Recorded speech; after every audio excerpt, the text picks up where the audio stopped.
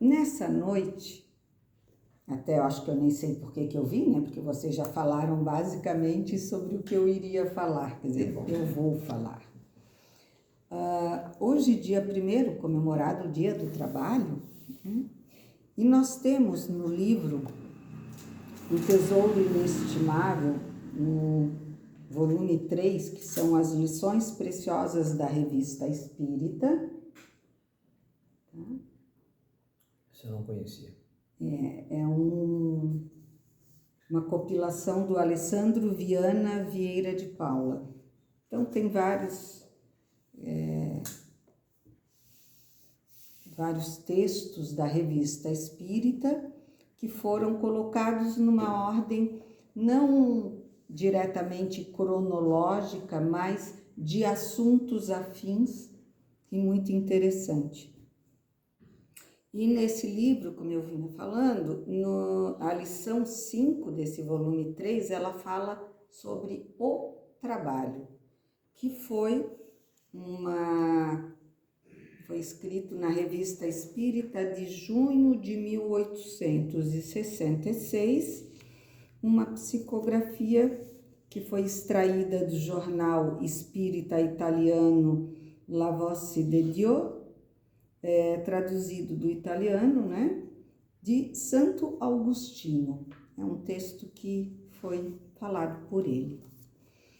E quando a gente fala em trabalho, é muito interessante porque normalmente a gente pensa em grandes esforços, né? Trabalho que a gente seja visto ao executá-lo, um trabalho grandioso, um trabalho que nos ocupe muito. E aí, muitos são chamados e poucos os escolhidos. E por quê? Porque, na verdade, o trabalho aqui que nós nos colocamos e o trabalho ao que o Pai nos encaminhou nessa passagem terrena, ele não tem um tamanho específico. Porque, em primeiro lugar, o Pai nos vê todos como os seus filhos e de maneira igualitária. Não interessa em que patamar nós estejamos, não interessa a obra que construímos. O importante é sermos. E sermos bons filhos, bons trabalhadores da obra. Mas aí eu volto novamente no tipo de trabalho. Porque nós temos um costumeiro viés social em que nós damos muito valor ao trabalho de uns e pouco valor ao trabalho de outros. Isso num âmbito geral. Por exemplo, na sociedade, agora já se modificando um pouco, graças ao nosso crescimento, né? Porque por mais que coisas horríveis estejam acontecendo, muitas coisas boas também acontecem. Tanto que o planeta está se transformando. Mas o bem, ele não costuma fazer alarde. Então, muitas vezes a gente não percebe o seu discreto trabalho. Mas ele acontece. E aí, falando sobre a sociedade, sobre os parâmetros, né? Há tempos atrás, e ainda há quem pense assim, quando um filho da gente cresce e vai fazer vestibular, por exemplo, né? Muitos pais e uma grande parcela da sociedade pensa em quais cursos universitários para os seus filhos. Direito, medicina, engenharia, né? Por quê? Porque são profissões em que nós mesmos nos acostumamos a colocar estes profissionais num pedestal de destaque. Não que eles não tenham mérito, imagina, claro que tem. Suaram, estudaram, se dedicam às suas profissões, ótimo. Mas, hoje, um gari, um coletor de lixo, também estuda e também se dedica ao seu trabalho. Também é alguém que nos serve e cuida do nosso bem-estar e da nossa saúde, tanto quanto o seu doutor no seu consultório. Mas, hoje em dia, pelo menos na minha visão e daqueles com quem eu convivo, o gari, o coletor de lixo, tem o seu valor. Já não é olhado como qualquer um, qualquer coisa. Hoje nós temos garis, lixeiros, como a gente chamava antigamente também, que estão formando seus filhos em faculdades com o seu trabalho honesto e dedicado. Então, quem será mais importante? O doutor ou o lixeiro? Nenhum dos dois. Ou todos os dois. Porque para Deus, para o nosso Pai, Ele não tem distinção sobre as nossas atividades. O importante é que a façamos. E aí, eu venho dizer, está na hora. Nós precisamos arregaçar as mangas da vontade e executarmos o nosso trabalho. Ah, não, mas eu trabalho, né? Eu já tenho a minha profissão. Não, não é de profissão que nós estamos falando. Nós estamos falando no trabalho para o qual nós teremos o nosso diploma de final de ano, ou melhor dizendo, de final de vida terrena.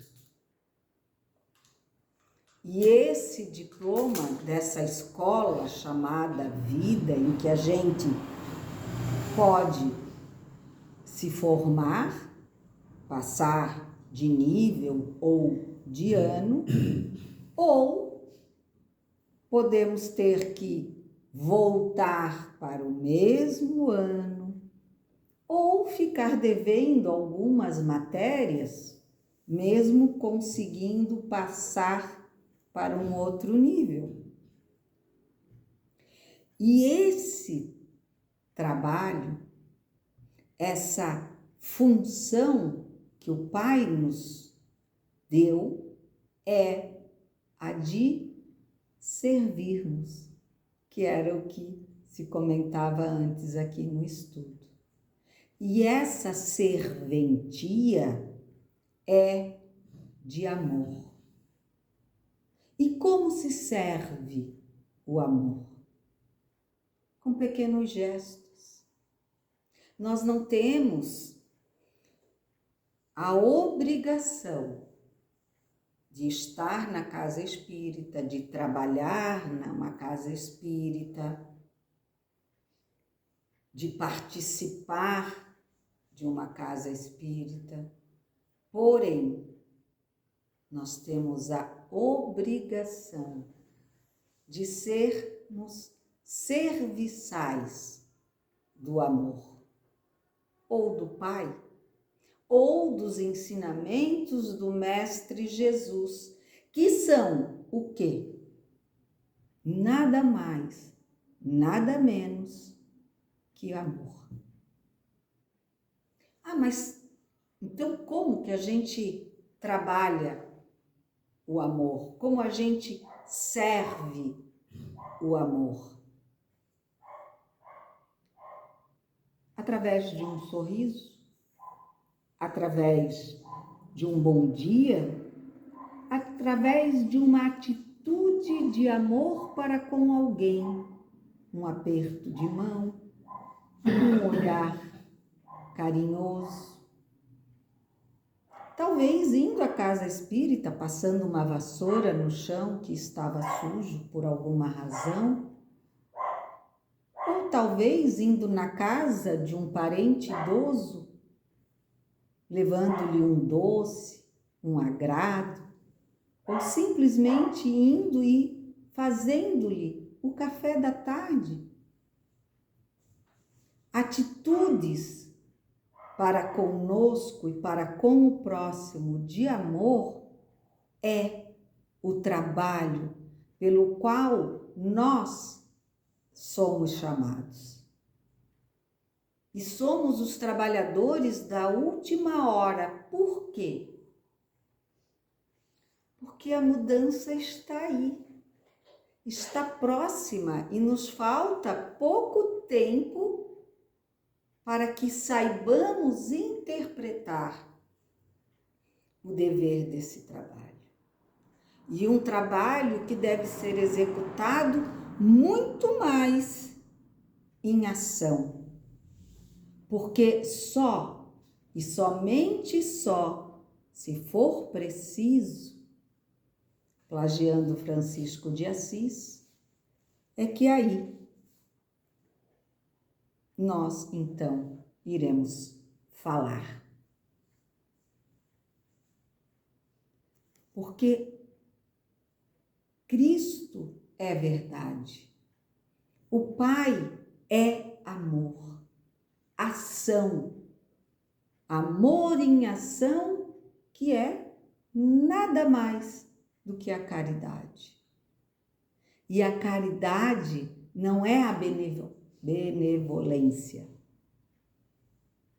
A caridade é o ato de nossa entrega para nós mesmos, por nos amarmos, nos cuidarmos, nos lapidarmos de nossas irregularidades e de também nos movimentarmos em amor para com o próximo, para com o outro. Santo Agostinho nos diz assim: a medida do trabalho imposto a cada espírito é a certeza de ter realizado escrupulosamente a missão que lhe foi confiada. Ora, cada um tem uma missão a cumprir. Este numa grande escala, aquele em escala menor. Entretanto, relativamente, as obrigações são todas iguais.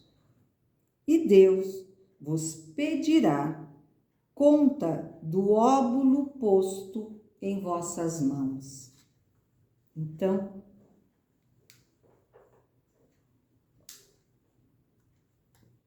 percebam que a cada um será cobrado de acordo com aquilo que lhe foi dado.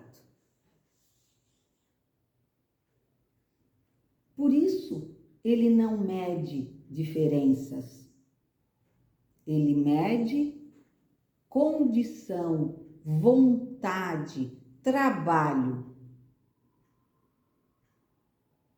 Porque às vezes as pessoas têm muita qualificação, mas não conseguem fazer nada de bom para com aquilo, nem para si próprios e nem para outrens. Porque às vezes a pessoa está tão fechada em em ser alguém e chegar a um ponto que nunca chega, porque ele sempre deseja mais e mais e mais e que deixa para depois qualquer outra atitude e função de trabalho para consigo próprio e para com o outro. Porque como a gente falava anteriormente, não pensem que esses que galgam troféus e riqueza, eles não trabalharam.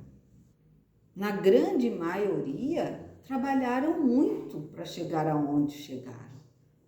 Porém, infelizmente, muitos já chegam adoecidos, cansados, sozinhos, abandonados, perdidos de si mesmos. Por quê? Porque não usaram o tempo para olhar para si próprios e para o próximo. Ora, se como acabo de dizer, cada criatura é obrigada a receber e dar, quanto mais, espíritas, tendes de obedecer a essa lei divina, tanto mais esforço deveis fazer para cumprir esse dever perante o Senhor, que vos escolheu para partilhar seus trabalhos e vos convidou à sua mesa. Por quê? Porque os espíritas têm que ter mais esforço. Porque nós recebemos o esclarecimento, o ensinamento, a consolação de compreender que não estamos sozinhos, que nada do que fizemos aqui será em vão.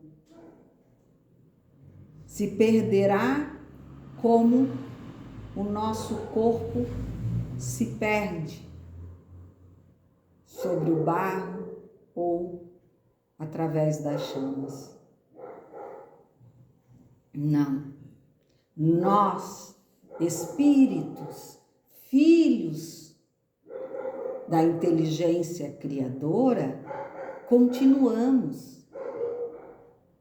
E por continuarmos, compreendemos que nada é em vão, nem a dor de dente.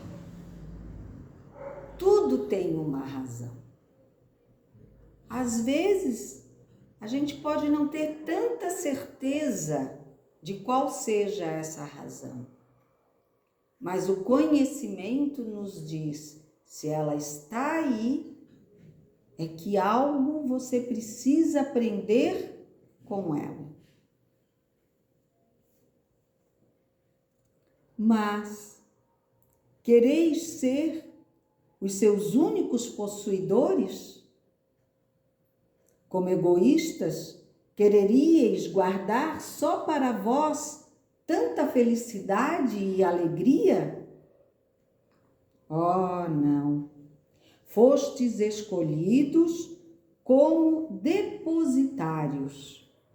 As riquezas que brilham aos vossos olhos não são vossas, mas pertencem a todos os vossos irmãos em geral. Deveis, pois, aumentá-las e distribuí-las. Como bom jardineiro que conserva e multiplica suas flores, e vos apresenta, no rigor do inverno, as delícias da primavera.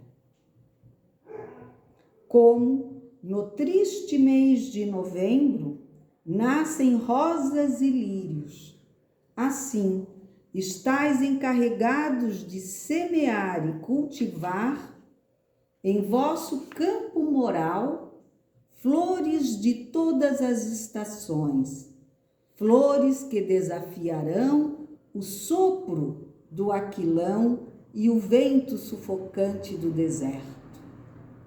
Flores que, uma vez desabrochadas, em seus pedicélos, não passarão, nem jamais murcharão, mas, brilhantes e vivazes, serão o emblema da verdura e das cores eternas. O coração humano é um solo fértil em afeição e em doces sentimentos. Um campo cheio de sublimes aspirações, quando cultivado pelas mãos da caridade e da religião.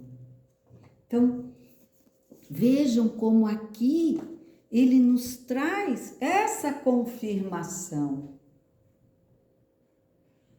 de que precisamos cultivar, plantar, levar as sementes desse amor, dessa felicidade que nós tivemos em receber o conhecimento da doutrina dos Espíritos.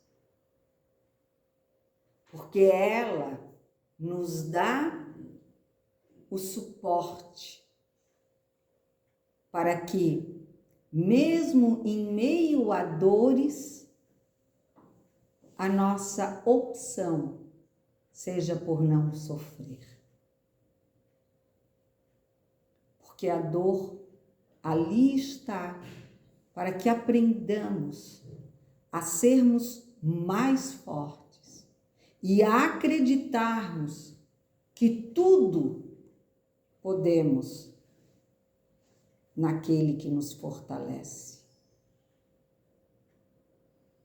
E não é necessário falar,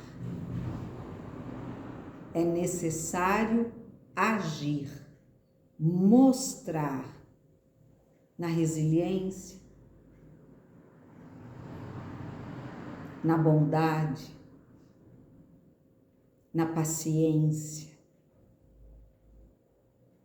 no trabalho de uma formiguinha que carrega, não me lembro agora se é o triplo, quádruplo do seu próprio peso para alimentar toda a sua comunidade. E se a formiguinha pode, nós também podemos. Porque Jesus disse: tomai sobre vós o meu fardo e o meu jugo, que é leve e suave. Porque Ele conosco está. Porque Ele nos mostrou que era possível. O segredo da cruz, da fortaleza, através da entrega.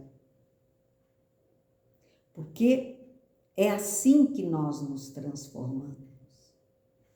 Quando realmente não nos colocamos limites. Não limites no sentido do trabalho, do esforço. Não é isso. Não nos colocamos limites na questão de acreditarmos e seguirmos fielmente os exemplos do Mestre. Claro que vamos cair. Claro que vamos precisar de auxílio. E Jesus, em toda a sua humildade e perfeição, também nos mostrou isso. Quando tombou com o peso da sua cruz e foi auxiliado. O que ele nos falou? Pedir ajuda ou mostrar fraqueza não é nenhuma degradação moral, mas sim o exemplo da humildade, do respeito para consigo mesmo e do entendimento que ainda somos falhos, frágeis, fracos muitas vezes, para sustentarmos sozinhos o peso que escolhemos carregar.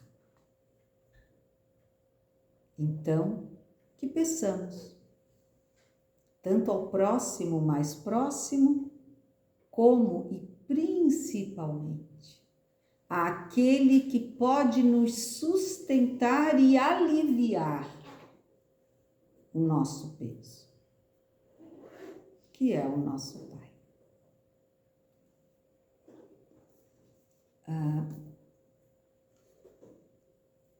Santo Agostinho ainda nos diz: Espíritas, é a vós que me dirijo. Preparamos o vosso campo. Agora, agi de maneira que todos que necessitarem possam fruir largamente. Lembrai-vos de que todos os ódios, todos os rancores, todas as inimizades devem desaparecer diante de vossos deveres.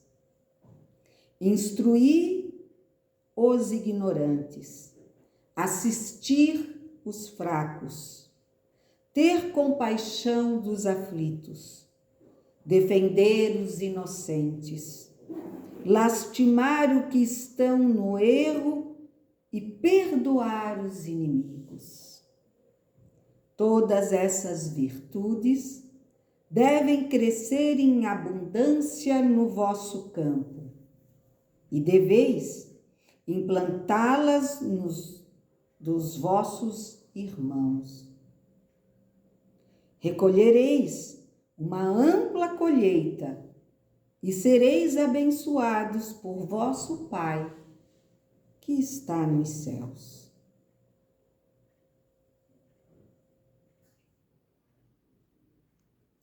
Meus caros filhos, quis dizer-vos todas estas coisas a fim de vos encorajar a suportar com paciência todos aqueles que, inimigos da nova doutrina, buscam vos denegrir e vos afligir. Deus está convosco. Não duvideis. A palavra de nosso Pai Celeste ao vosso globo, como no dia da criação. Ele vos envia uma nova luz, luz cheia de esplendor e de verdade. Aproximai-vos, ligai-vos estreitamente a Ele e segui corajosamente o caminho que se abre à vossa frente. A obra é de Jesus, mas a tarefa é nossa. Então, que comecemos dando o primeiro passo do que nos for mais fácil.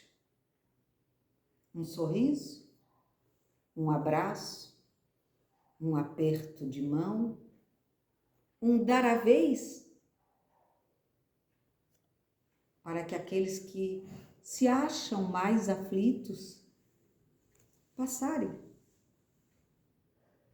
Porque nós podemos esperar. Porque a nossa espera não é a desse mundo. A nossa espera é para a nossa chegada no plano de amor. Que possamos escutar,